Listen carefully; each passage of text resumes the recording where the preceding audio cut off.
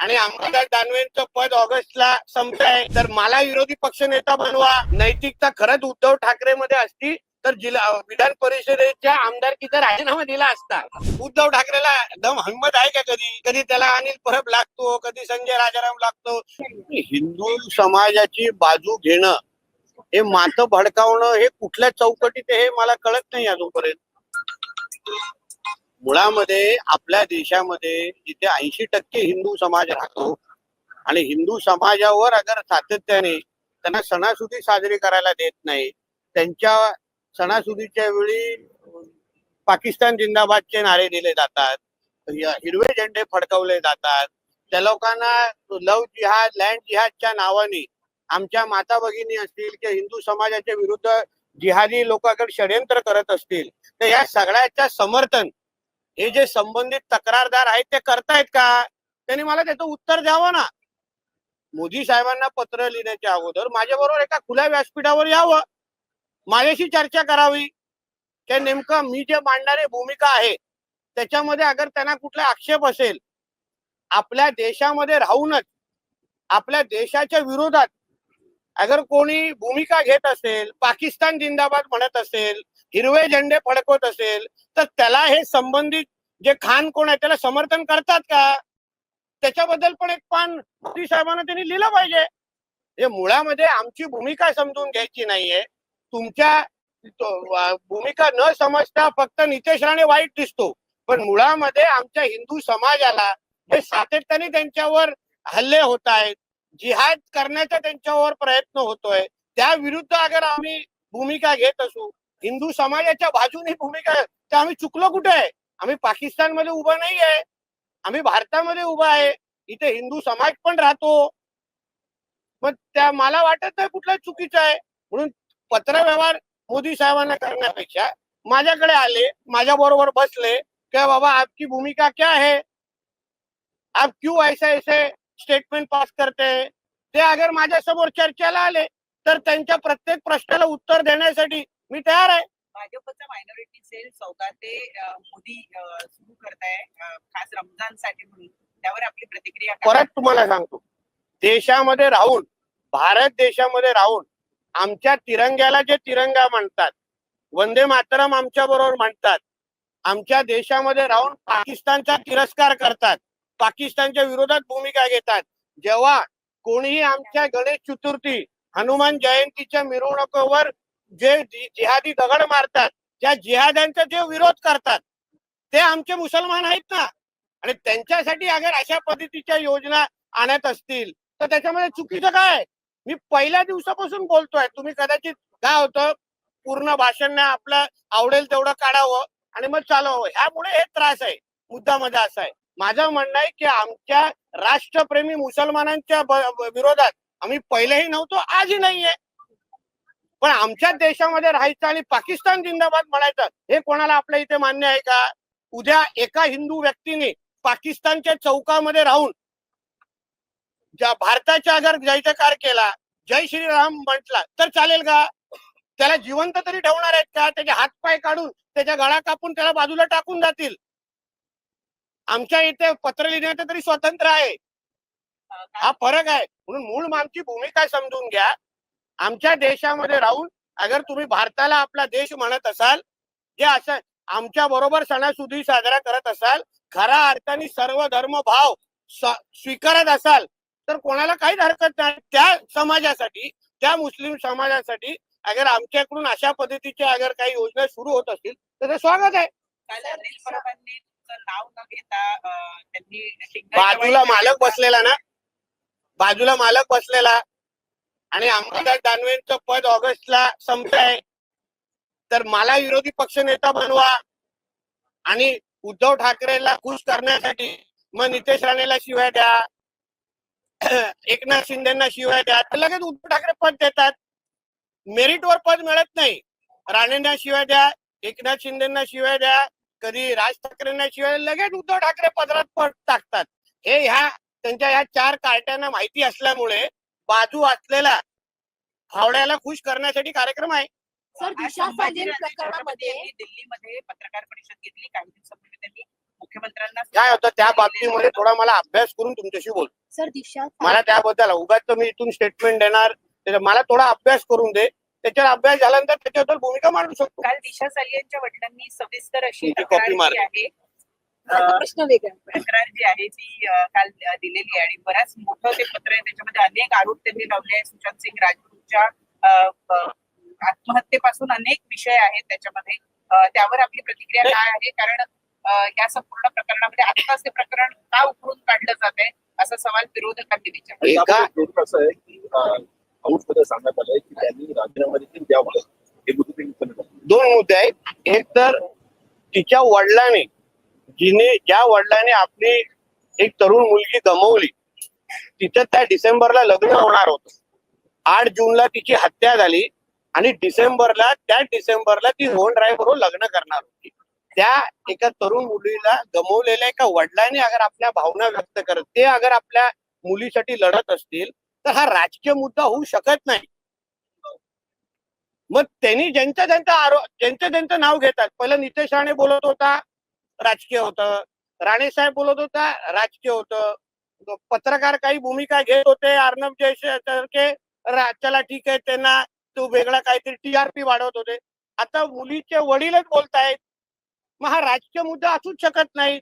आणि मग त्याच्या अंदर काही पॉलिटिशियन आहेत आदित्य ठाकरे सारखे, काही कलाकार आहेत डिनो मोरिया सारखे, सूरज पंचोली सारखे. तर मग हे आता वडिलांनी आपल्या मुलीच्या मर्डर संदर्भात केलेले आरोप आहेत.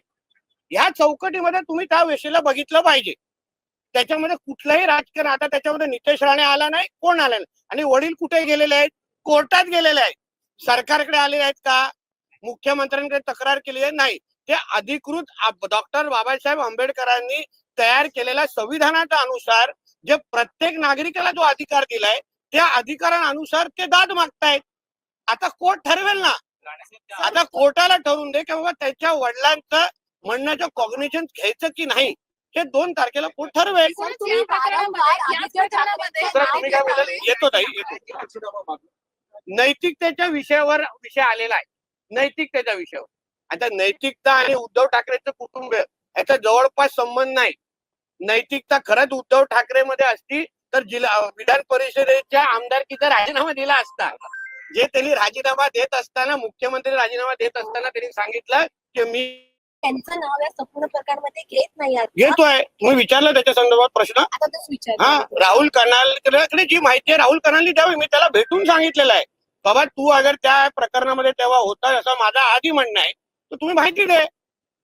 माझं म्हणणं आहे की अँब्युलन्सचे तुझे जे इन्व्हॉल्वमेंट आहे तू तुझी माहिती दे असं सांगितलेलं. आता आमच्या आपसामध्ये काय चर्चा झाली मला माहित नव्हतं. तुम्हाला येऊन सांगायचं होतं म्हणून कदाचित सांगितलं असतं. ते देखील देत नाहीये. त्याच्यावर कुठलीही माहिती पुरावे ते देखील समोर देत नाहीये त्या संदर्भामध्ये. आता त्याचा अजूनपर्यंत जुनं प्रेम मग गेलं नसेल सर याच प्रकरणात आदित्यावर. तर जुनं प्रेम तर तुम्ही सर याच प्रकरणामध्ये आदित्य ठाकरे यांच्यावर ड्रग्सचा देखील आरोप केलेला आहे की हो. ड्रग्सच्या व्यवसायामध्ये त्यांचा थेट संबंध आहेत. यासोबतच उद्धव ठाकरे पण तितकेच दोषी असल्याचा आरोप काल दिशा सलियान यांच्या वडिलांनी आणि वकिलांनी केला. तुम्ही ना हा विषय ना राजकीय सोडून टेक्निकली समजून घ्या. जे काही ते निलेश ओझा नावाचे वकील काय बोलतायत त्यांच्याकडे स्पेसिफिक चॅट आहे. चॅट मध्ये रिया चतुर्वेदी आणि आदित्य ठाकरेच्या मध्ये ड्रग्सच्या लेण्या देण्याबद्दल सप्लाय बद्दल झालेले चॅट आहेत. ते पुरावे त्यांच्याकडे आहेत आणि ते पुरावे ते कोर्टामध्ये सादर करणार आहेत. आता हा त्यांच्याकडे असलेल्या पुराव्याच्या अनुसार केलेला त्यांनी स्टेटमेंट आहे. तर आता उद्या जेव्हा कोर्टामध्ये ते चॅट दाखवतील तेव्हा दूध का दूध पाणी का पाणी होऊन जाईल. आणि उद्धव ठाकरेंचा तो विषय त्यावेळी मुख्यमंत्री कोण होता? उद्धवजी ठाकरे होते. मंत्री कोण होते? त्यांच्या कॅबिनेट मध्ये मंत्री आदित्य ठाकरे होते. समजून घ्या. टेक्निकली हा विषय तुम्ही समजला म्हणून मुख्यमंत्री जबाबदार धरणार की नाही. कारण का 72 दिवसापर्यंत सीबीआयला यायला दिलं नाही. सीसीटीव्हीच्या गायब करण्यात आलं. सगळ्या विटनेसवर प्रेशर टाकण्यात आलं. या सगळ्याच्या नैतिक आता सचिन वाजेंनी किंवा परमवीर संबंधित जे पत्र लिहिलं तेव्हा त्यांनी काय लिहिलेलं पत्रामध्ये मी मुख्यमंत्री उद्धव ठाकरेंना अवगत केलं होतं सांगितलं होतं. म्हणजे त्याच्यामुळे उद्धव ठाकरे ते जबाबदार धरतायत.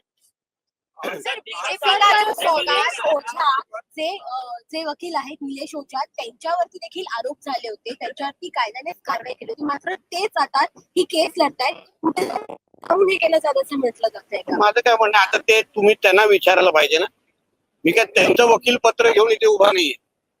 निलेश ओझांनी त्यांची बाजू तुमच्या समोर मांडली पाहिजे. सर, दिशा सालियान के पिता कल जो है पुलिस कमिश्नर ऑफिस गए थे, उन्होंने मुलाकात की है और ये मांग की है कि आदित्य ठाकरे और उनके साथियों पर जो है एफआईआर दर्ज की जाए. आप शुरुआत से इस मामले को लेकर काफी मुखर है. देखिए, दिशा सालियान के पिताजी ने अपने लड़की के ऊपर जो बेटी के ऊपर जो अन्याय हुआ है, उसका जो मर्डर हुआ है, उसके बारे में वो जस्टिस मांग रहे हैं. इसके लिए वो कोर्ट गए हैं. नीतीश राणे का बोलने का बात अलग है. रानी साहब बोलने के बाद हम लोग को पॉलिटिकल एंगल से देखा जाता है. अभी उनके खुद के पिताजी ने कहा है कि मेरे बेटी का मर्डर हुआ है और मेरे बेटी के मर्डर के अंदर आदित्य ठाकरे, टीनो मोरिया, सूरज पंचोली है. वो कोई पॉलिटिकल आरोप नहीं है. वो एक पिता ने अपने बेटी के मर्डर के बारे में कोर्ट से उन्हें एफिडेविट दिया है. उन्होंने ना सीएम के पास कुछ बोला है, ना आके सिर्फ प्रेस कॉन्फ्रेंस लिया है. उन्होंने ऑफिशियली कोर्ट में जाके ये विषय कहा है. तो अभी कोर्ट को डिसाइड करना है कि जो दिशा सालियान के पिताजी ने कहा है उसके बारे में क्या करना है, उसके बारे में उनके पास क्या प्रूफ है, वो आने वाले 2 तारीख को समझ जाएगा. सौगातें मुद्दे को लेकर के विपक्ष लगातार कह रहा है कि बीजेपी एक तरफ मुसलमान विरोधी अपने आप को दिखाती है, दूसरी तरफ सौगातें मोदी जैसे कार्यक्रम करती है. दोहरा चरित्र. बीजेपी भारतीय जनता पार्टी ने कभी भी हम राष्ट्रभक्त मुसलमानों के खिलाफ है ऐसा हमने कभी भी कहा नहीं.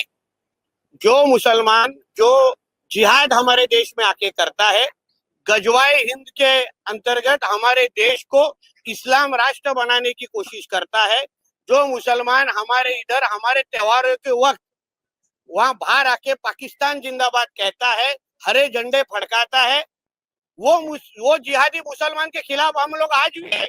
मगर जो मुसलमान हमारे देश को अपना देश मानता है, तिरंगा को अपना झंडा मानता है, जब भी कोई गणेश चतुर्थी के इसके ऊपर पथराव करता है, मिरवणूक के ऊपर पथराव करता है, जो मुसलमान उस चीज को विरोध करता है ना, वो राष्ट्रभक्त मुसलमानों के लिए ही वो योजना है, वो स्कीम है.